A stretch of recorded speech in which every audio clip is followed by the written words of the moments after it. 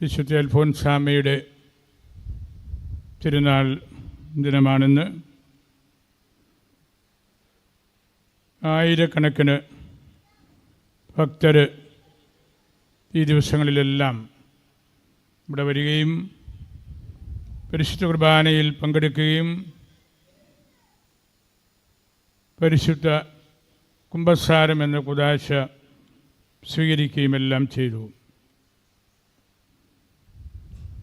ഇത്ര സമുജ്വലമായ രീതിയിൽ പരിശുദ്ധ കുർബാനയും പാപമോചനം ലഭിക്കാനുള്ള ക്രമീകരണവും ഉള്ള സ്ഥലം താരതമ്യേന കുറവാണ്. തുടർച്ചയായിട്ട് കേരള കത്തോലിക്ക സഭയിലെ 3 വ്യക്തിസഭകളിലും പെട്ട സഭാതലവന്മാർ, പിതാക്കന്മാരെല്ലാം മാറി മാറി വന്ന് പരിശുദ്ധ കുർബാന ഇവിടെ അർപ്പിച്ചു. എല്ലാം ക്രമബദ്ധമായ രീതിയിൽ മുൻകൂട്ടി ഒരുക്കപ്പെട്ടിരുന്ന സ്ഥലമായിരുന്നു അത്. അതിൻ്റെ പൂർത്തീകരണമായിട്ടാണ് ഇന്ന് 10:30 മണിക്ക് നമ്മളുടെ മേജർ ആർച്ച് ബിഷപ്പ് റഫായേൽ തട്ടിൽ മെത്രാപ്പോലീത്ത പരിശുദ്ധ കുർബാന അർപ്പിച്ച് നമുക്ക് സന്ദേശം നൽകുന്നത്. അൽഫോൻസാമ്മയുടെ സ്വർഗപ്രവേശനത്തിൻ്റെ 80ാം അനുസ്മരണമാണ്, വർഷമാണ് ഇന്ന്. 1946 മുതൽ 2026 വരെയുള്ള ആ ജീവിത കാലഘട്ടത്തിൽ അമ്മ നമ്മളോട് സംസാരിച്ച വഴികൾ വളരെ വ്യത്യസ്തമാണ്. അമ്മയെ വാഴ്ത്തപ്പെട്ടവളായും 1986 പിന്നീട് 2008 ഒക്ടോബർ 12 വിശുദ്ധയായും പ്രഖ്യാപിക്കപ്പെട്ടതിന് ശേഷം കുടമാളൂരും ഭരണജ്ഞാനവും മുട്ടുചെറിയുമെല്ലാം കർത്താവിൻ്റെ കൃപ അമ്മയിലൂടെ ഏറ്റുവാങ്ങുന്ന വലിയ കേന്ദ്രങ്ങളായിട്ട് മാറി. പരിശുദ്ധ ബെനഡിക്ട് പിതാവ് ഒരു പ്രഭാഷണത്തിൽ ഒരിക്കൽ പറഞ്ഞു, സുവിശേഷങ്ങളിൽ ഈശോയുടെ സഹനത്തെക്കുറിച്ചുള്ള വിവരണങ്ങൾ വലിയ ആഴ്ചത്തെ ലിറ്റർജി ക്രമീകരണത്തിന് വേണ്ടി മാത്രം ഉള്ളതല്ല. ഈശോയുടെ പീഡാസഹന വിവരണങ്ങൾ സുവിശേഷം മുഴുവനും നിറഞ്ഞു നിൽക്കുന്ന കാര്യമാണ് എന്ന്. അതിനെ മാറ്റി നിർത്തിക്കൊണ്ട് നമ്മളൊരു ലക്ഷണറി വായന ക്രമീകരിക്കുന്നതിലോ സുവിശേഷ വ്യാഖ്യാനം നടത്തുന്നതിലോ അർത്ഥമില്ല എന്ന്. ഓൾ പെർവെയ്ഡിങ് ആയിട്ടുള്ള സുവിശേഷത്തെ മുഴുവനും വിശ്വാസികളിലേക്ക് എത്തിക്കേണ്ട ഉപകരണമാണ് ഈശോയുടെ സഹനത്തെക്കുറിച്ചുള്ള തിരുവചനങ്ങളെന്ന്.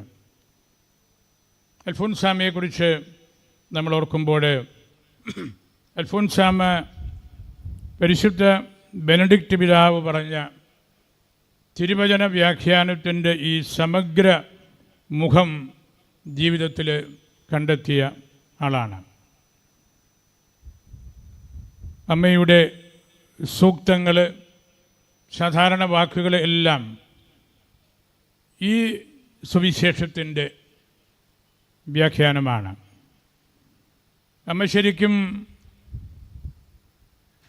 ഈ ലോകത്തിലെ തിന്മകൾക്ക് എതിരായിട്ട് അതിനുവേണ്ടി അടിസ്ഥാനമായ കാര്യം നമ്മൾ കെറിഗ്മായിലേക്ക് പ്രവേശിക്കുക എന്നതാണ്, പ്രഘോഷണത്തിലേക്ക് പ്രവേശിക്കുക എന്നാണ്. തിരുവചനം നിരന്തരമായിട്ട് പ്രഘോഷിക്കപ്പെടേണ്ട ഇടമായിട്ട് ഇവിടം മാറണം. പരിശുദ്ധ ലിയോ മാർപ്പാപ്പ സ്പെയിൻ സന്ദർശിച്ചപ്പോഴും ഊന്നൽ കൊടുത്ത് പറഞ്ഞ ഒരു കാര്യം, കെറിഗ്മയിലേക്ക് നമ്മളെല്ലാവരും നീങ്ങണം. സുവിശേഷ പ്രഘോഷണത്തിൻ്റെ അടിസ്ഥാനപരമായ സ്വഭാവത്തിലേക്ക് നമ്മളൊന്നുകൂടെ ഇറങ്ങിച്ചെല്ലണം എന്ന്. അപ്പോൾ നമുക്ക് കുറേ കൂടെ സുവിശേഷത്തിൻ്റെ ആ സുന്ദരമായ മുഖം എടുത്ത് കാണിക്കാനായിട്ട് സാധിക്കും. പ്രൊഫ്യൂമി ദി വഞ്ചേല്ലോ എന്ന് ഇറ്റാലിയൻ ഭാഷയിൽ സുവിശേഷത്തിൻ്റെ ആത്മീയ സുഗന്ധം, ആ സുഗന്ധമാണ് അമ്മ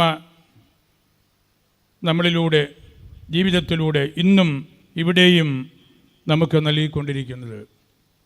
സുവിശേഷത്തിൻ്റെ സുഗന്ധം നമ്മൾ മറക്കാതിരിക്കാൻ ലിയോ മാർപ്പാപ്പ ആവർത്തിച്ച് പറഞ്ഞു, നമ്മൾ വിശുദ്ധന്മാരെ കൂട്ടുപിടിക്കണം.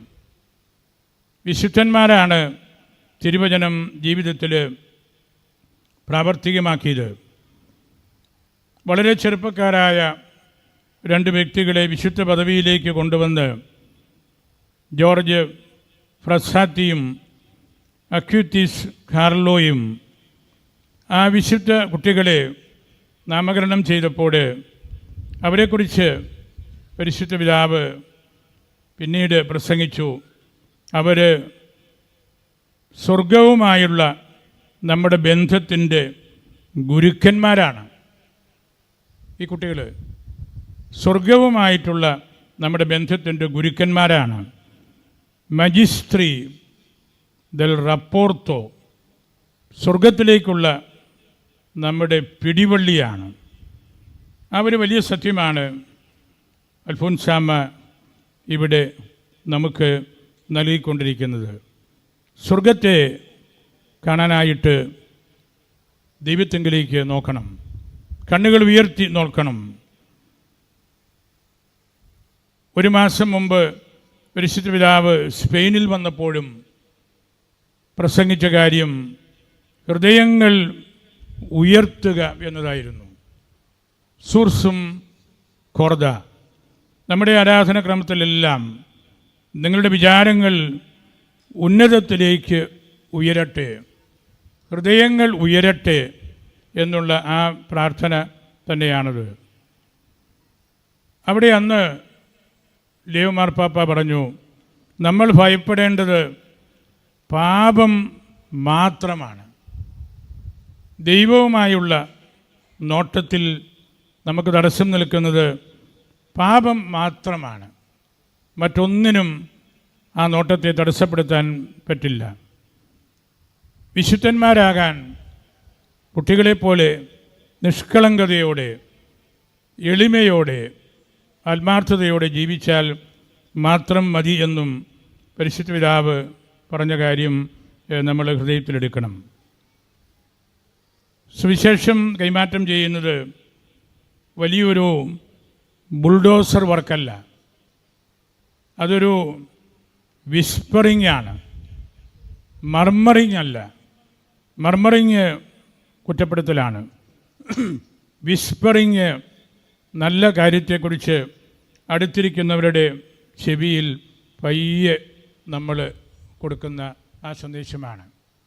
അങ്ങനെ സുവിശേഷത്തിൻ്റെ വിസ്പറിങ്ങിലൂടെ നമുക്ക് ഈശോയുടെ ഹൃദയത്തിലേക്ക് കടക്കാനായിട്ട് സാധിക്കണം. സുവിശേഷം നമുക്ക് കേൾക്കാൻ ഏറ്റവും നല്ല അവസരമാണ് ഈ ഭരണങ്ങാനം അൽഫോൻസ ഷ്രൈന്. മനുഷ്യവർഗത്തിൻ്റെ പുളിമാവായിട്ട് നിൽക്കേണ്ട ഇടമാണിത്. നിത്യസത്യങ്ങൾ തുടർച്ചയായിട്ട് പഠിപ്പിക്കേണ്ട സ്ഥലമാണിത്.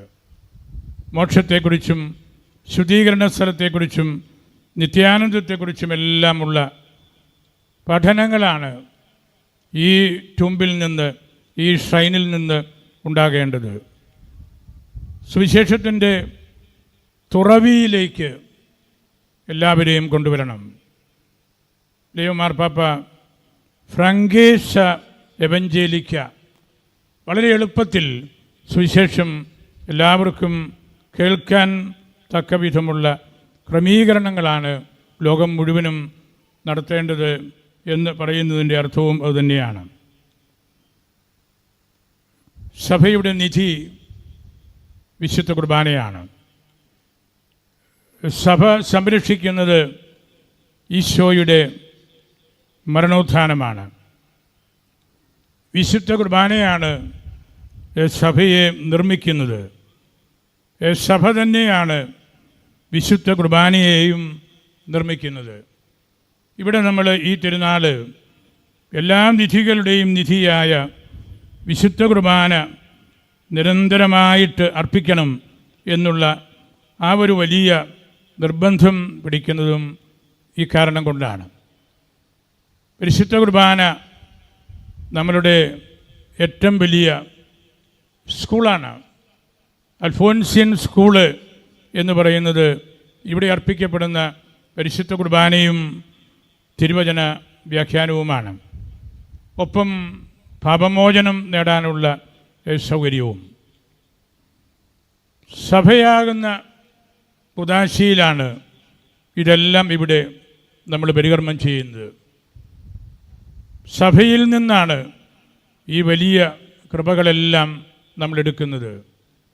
സഭയിൽ നിന്ന് എന്ത് പഠിച്ചുവോ അത് സഭയ്ക്ക് നമ്മൾ വീണ്ടും കൊടുക്കുകയാണ്.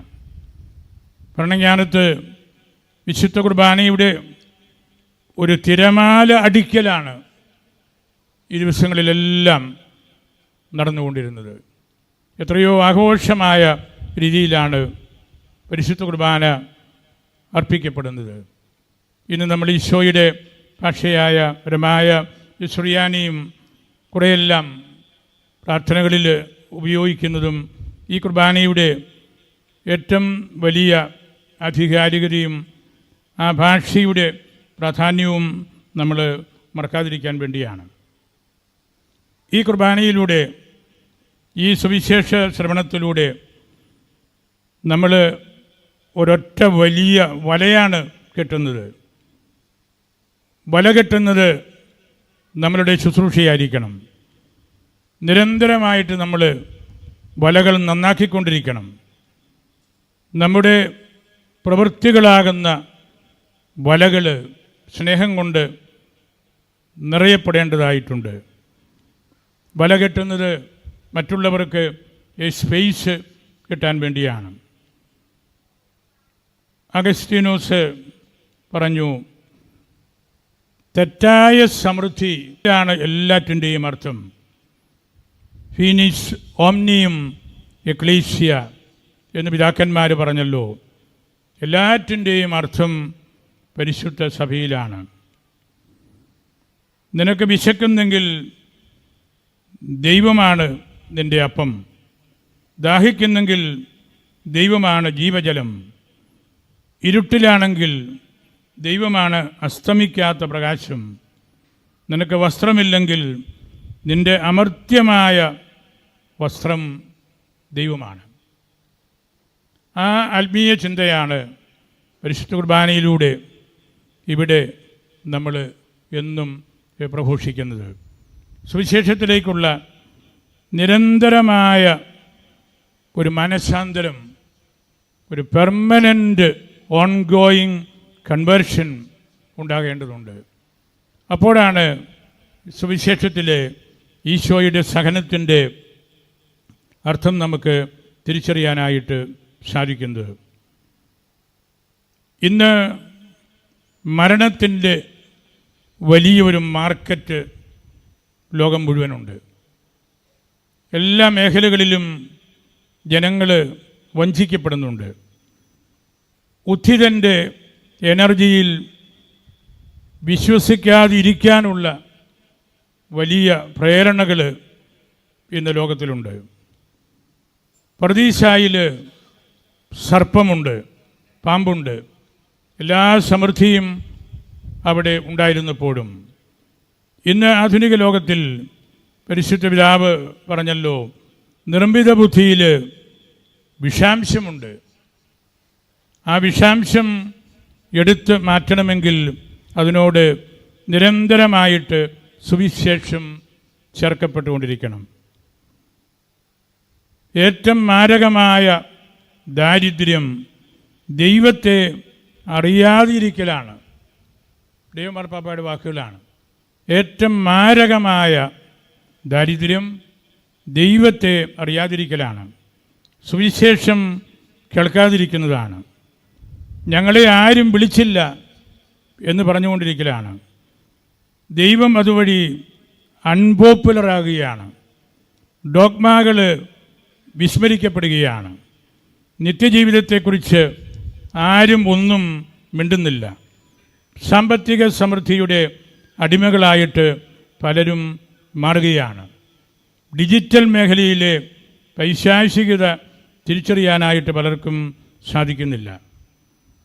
അങ്ങനെ നമ്മൾ ജീവിക്കുമ്പോൾ ദൈവത്താൽ നിറയപ്പെട്ട ഒരു ഹൃദയത്തിൻ്റെ ശാലീനതയാണ് ഇവിടെ നമ്മൾ അന്വേഷിക്കുന്നത്.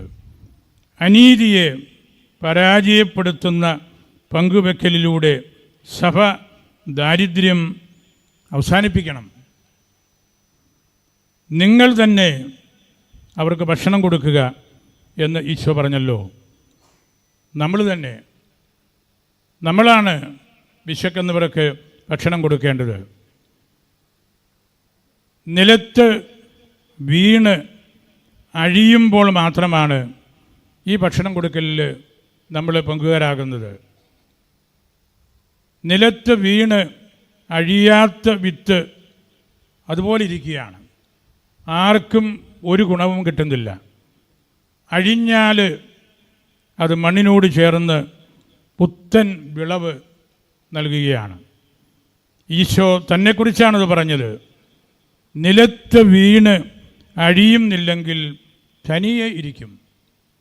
ഈശോ നിലത്ത് വീണ് അഴിഞ്ഞവനാണ്, സഹനം ഏറ്റുവാങ്ങിയവനാണ്. ആ അഴിയലിലാണ് ഈശോയുടെ ഒരു ധൂർത്തടിക്കൽ, ഈശോയ്ക്കുണ്ടായിരുന്നതെല്ലാം നമുക്ക് വേണ്ടി തന്നത്. പണ്ഡിതനായ ബോബ് ഡിലോൺ ഒരു പുസ്തകത്തിൽ ഈ അടുത്ത നാളിൽ എഴുതി, pain brings out the best in the people. വേദനകളും സഹനങ്ങളുമാണ് ഒരു വ്യക്തിക്കുള്ളിലെ ഏറ്റവും നല്ല കാര്യങ്ങൾ പുറത്തേക്ക് കൊണ്ടുവരുന്നത്. Pain brings out the best in the people. Alphonsamma അതാണ്. സഹനം വഴി നിലത്ത് വീണ് അഴിഞ്ഞ ആ വ്യക്തി നമുക്ക് മനുഷ്യനിലുള്ള ബെസ്റ്റായിട്ടുള്ള കാര്യം എന്താണെന്ന് നമ്മെ പഠിപ്പിച്ചു. അതാണ് സഹനത്തിൻ്റെ പ്രാധാന്യം. നമ്മൾ കണ്ണുകൾ ഉയർത്തി ദൈവത്തിങ്കലേക്ക് നോക്കിയാൽ മാത്രം മതി. അതിന് നമ്മൾ നിരന്തരമായിട്ട് പ്രഘോഷണം നടത്തണം. ദൈവവചനത്തെക്കുറിച്ച് പറയണം. വിതയും കൊയ്ത്തും ഒന്നിച്ച് നടക്കേണ്ടതാണ്. ഈ ശിഷ്യന്മാരോട് ആ കാര്യം പറഞ്ഞപ്പോൾ അവർ പറഞ്ഞല്ലോ, 4 മാസം കഴിയുമ്പോൾ വിളവെടുക്കാറാകും. കർത്താവ് പറഞ്ഞു, അത് നിങ്ങളുടെ കണക്കുകൂട്ടലാണ്. നിങ്ങളിപ്പോൾ കണ്ണുകൾ ഉയർത്തി നോക്കുക. വിളവ് വിളഞ്ഞു കിടക്കുന്ന ഭൂമി നിങ്ങൾക്ക് കാണാം. എന്താണ് അതിൻ്റെ അർത്ഥം? ദൈവവചനം കേൾക്കാനായിട്ട് ധാരാളം ആളുകൾ കാതോർത്ത് നിൽക്കുന്നുണ്ട്. ഇപ്പോൾ ഇവിടെ ഈ നിമിഷം അതാണ് കർത്താവ് പറഞ്ഞത്. വിളഞ്ഞു കിടക്കുകയാണ്, ആളുകൾ നോക്കിയിരിക്കുകയാണ്. നിങ്ങൾ കണക്ക് കൂട്ടി 4 മാസം കഴിയട്ടെ, അടുത്ത കൊല്ലം വരട്ടെ. ഇതെല്ലാം തെറ്റായ കണക്ക് കൂട്ടലുകളാണ്. നിരന്തരമായിട്ട് പ്രഘോഷിക്കണം ദൈവത്തിൻ്റെ വചനം. നമ്മൾ ദൈവവചനം പലപ്പോഴും അടച്ചു വച്ചിരിക്കുകയാണ്, ട്യൂമ്പിലാക്കി വച്ചിരിക്കുകയാണ്. ട്യൂമ്പ് തുറക്കാനായിട്ട്, അതിൻ്റെ മഹത്വം അനുഭവിക്കാനായിട്ട് നമുക്ക് സാധിക്കാത്ത സാഹചര്യങ്ങൾ നിരവധിയുണ്ട്. അവിടെയെല്ലാം നമ്മൾ അഭിമാനബോധത്തോടു കൂടി നമ്മുടെ വിശ്വാസത്തെ ഉൾക്കൊള്ളാനും അത് നിരന്തരമായിട്ട് പ്രഘോഷിക്കാനും സാധിക്കണം. നമ്മൾ ഓരോരുത്തരും ഇവിടെ ഈ ടൂമ്പിൽ വരുമ്പോൾ തുറക്കപ്പെടുന്ന അലബാസ്റ്റർ ജാറായിട്ട് മാറണം. ആ മേൽത്തരം നാർദീൻ സമൃദ്ധമായിട്ട് ഒഴുക്കപ്പെട്ടു. അതിൻ്റെ ഒരു ഗന്ധം, അതാണ് സുവിശേഷം സംരക്ഷിക്കുന്ന കാര്യം. ഇവിടെ നമ്മൾ അൽഫോൻസാമയുടെ ഖബറിന് ചുറ്റുമായിരിക്കുമ്പോഴും നമ്മൾ തുറന്നു വച്ചിരിക്കുന്ന ഈ നാർദീൻ ചെപ്പിൻ്റെ ആധ്യാത്മിക സൗരഭ്യമാണ് അനുഭവിക്കുന്നത്. അതുകൊണ്ടാണ് ഇവിടെ നാനാജാതി മതസ്ഥർ ഈ ടൂമ്പിലേക്ക് ഓടിക്കൂടുന്നത്. ഇവിടെ വരുമ്പോൾ ഈശോയുടെ ഒരു ഗന്ധമുണ്ട്, ദൈവത്തിൻ്റെ ഒരു അനുഭവമുണ്ട്, പാപം മോചിക്കപ്പെടുന്നു എന്നൊരു സംതൃപ്തിയുണ്ട്. ആഘോഷമായ രീതിയിൽ പരിശുദ്ധ കുർബാനയിൽ പങ്കെടുക്കാൻ പറ്റുന്നല്ലോ എന്നുള്ള വിചാരമുണ്ട്. പെയിൻ, സഫറിങ്സ് എന്താണെന്ന് കണ്ടെത്തുകയും അത് സുവിശേഷത്തിൻ്റെ കാതലാണെന്ന് പരിശുദ്ധ ബെനഡിക്റ്റ് പിതാവ് പറഞ്ഞ ആ കാര്യം ജീവിതത്തിൽ അനുഭവിച്ചറിയുകയും ചെയ്ത വ്യക്തിയാണ് അൽഫോൻസാമ. അതുകൊണ്ടാണ് അമ്മ ഇന്ന് ബെസ്റ്റ്, എല്ലാം നല്ല ഭാഗം തിരഞ്ഞെടുത്ത വ്യക്തിയായിട്ട് ഏക കാര്യം നെസസറി ആയിട്ടുള്ളത് അതാണ്. അത്യാവശ്യമായിട്ടുള്ളത് ഒറ്റ കാര്യമേ ഉള്ളൂ, ഈശോയുടെ പദാന്തികത്തെങ്കിൽ ഇരിക്കുക, വചനം കേൾക്കുക. അൽഫോൻസാമയുടെ ചുറ്റും സുവിശേഷത്തിൻ്റെ കാതലായ ഈശോയുടെ സഹനത്തെക്കുറിച്ചും അത് ജീവിതത്തിൽ ഒപ്പിയെടുത്ത അമ്മയെക്കുറിച്ചും നമ്മൾ ഓർക്കുമ്പോൾ നമ്മൾ നിരന്തരമായിട്ട് ഈ ദേശവുമായിട്ട് ബന്ധപ്പെടേണ്ടതുണ്ട്. അമ്മയുടെ ഓർമ്മ ഏതെങ്കിലും ഒരു വ്യക്തിയുടെ മാത്രം ഓർമ്മയല്ല, ഇത് സഭയുടെ ഓർമ്മയാണ്. ഈ ഖബറുടെ ദേവാലയം, ഈ വലിയ പള്ളി, FCC കോൺവെൻറ്റ്, സെൻറ്റ് മേരീസ് താഴത്തെ ഫൊറോന പള്ളി, അൽഫോൻസ ഗവേഷണ കേന്ദ്രം, മുട്ടുചെറിയിലെ അൽഫോൻസാമയുടെ കേന്ദ്രം, അമ്മ ജനിച്ച വീട്, അമ്മ വളർന്ന വീട്, ഇതെല്ലാം നമുക്ക് വളരെ പ്രധാനപ്പെട്ട കാര്യമാണ്. ആ കാര്യത്തിലേക്ക് നമ്മൾ വീണ്ടും വീണ്ടും ചരിത്രപരമായിട്ട് തന്നെ മടങ്ങി വരേണ്ടതുണ്ട്. അവർ വൂണ്ട്സ് ആർ ഇൻറ്റിമേറ്റ് ടു അസ്. നമ്മുടെ മുറിപ്പാടുകളാണ് നമുക്ക് ഏറ്റവും ഇൻറ്റിമേറ്റ് ആയിട്ടുള്ളത്. നമ്മളുടെ വേദനകളാണ് ഏറ്റവും ഇൻറ്റിമേറ്റ് ആയിട്ടുള്ളത്, ഉള്ളിലുള്ളത്, മറ്റാർക്കും ഒരുപക്ഷെ തിരിച്ചറിയാൻ പറ്റാത്തത്. ആ ഇൻറ്റിമേറ്റ് ആയിട്ടുള്ള വൂണ്ട്സ്, അതിൻ്റെ അർത്ഥമാണ് അമ്മ നമ്മെ പഠിപ്പിക്കുന്നത്. എത്രയോ വേദനകളുമായിട്ടാണ് ഓരോ വ്യക്തിയും ഇന്ന് നമ്മുടെ സഭയും കടന്നു പോകുന്നത്. വളരെയേറെ സഹിക്കുന്ന ഒരു സഭയായിട്ട് നമ്മൾ ഇപ്പോൾ നിൽക്കുകയാണ്. അമ്മയോട് നമ്മൾ പ്രാർത്ഥിക്കണം. പൂർണ്ണമായ കുർബാന അതിൻ്റെ ആഘോഷമായ രീതിയിൽ അർപ്പിക്കപ്പെടാനുള്ള കൃപ പരിശുദ്ധ സിംഹാസനത്തിൻ്റെ നിർദ്ദേശമനുസരിച്ച്, സിനഡിൻ്റെ നിർദ്ദേശമനുസരിച്ച് പരികർമ്മം ചെയ്യാനുള്ള കൃപയ്ക്ക് വേണ്ടി എല്ലാവരും പ്രാർത്ഥിക്കണം. നമ്മൾ ഏതെങ്കിലും ഒരു പ്രത്യേക ലക്ഷ്യം വെച്ച് പറയുന്നതല്ല. എല്ലാ പ്രദേശങ്ങളിലും അപൂർണതകൾ വിളയാടുന്നുണ്ട്, പോരായ്മകൾ ഉണ്ടാകുന്നുണ്ട്. ദൈവാരാധനയോട് വേണ്ടതായ ആഴമായ സമീപനം പുലർത്താത്ത അനേകർ എല്ലാ പ്രദേശത്തുമുണ്ട്. അതിനെല്ലാമുള്ള ഒരു ഉത്തരമായിട്ട് അമ്മയുടെ ഈ തുമ്പ്, ഇവിടെ അർപ്പിക്കപ്പെടുന്ന പരിശുദ്ധ കുർബാനയിൽ നിന്നുള്ള കൃപ നമുക്ക് ലഭിക്കേണ്ടതുണ്ട്. പാശ്ചാത്യ ലോകത്തൊക്കെ വലിയ മൂവ്മെൻറ്റ്സ് ആ തരത്തിൽ ആദ്യമായിട്ട് ഉണ്ടായത് 16-ാം നൂറ്റാണ്ടിൽ ഫിലിപ്പ് നേരിയുടെ ഓറട്ടറി എന്നൊരു പാരമ്പര്യമാണ്. ആ ഓറട്ടറി ജനങ്ങളെ കൂട്ടാൻ, യുവാക്കന്മാരെ സംഘടിപ്പിക്കാൻ, വിശ്വാസം പ്രഘോഷിക്കാൻ, സോഷ്യൽ ഗ്രേസിനോട് ബന്ധപ്പെട്ട കാര്യങ്ങൾ കുട്ടികളെ ചേർത്ത് നിർത്താനൊക്കെയുള്ള സംവിധാനമാണ്. അത് റോമിൽ ഇന്നും ശക്തമായിട്ട് ഫിലിപ്പ് നേരിയുടെ പേരിലും മറ്റനേക സ്ഥലത്തുമുണ്ട്.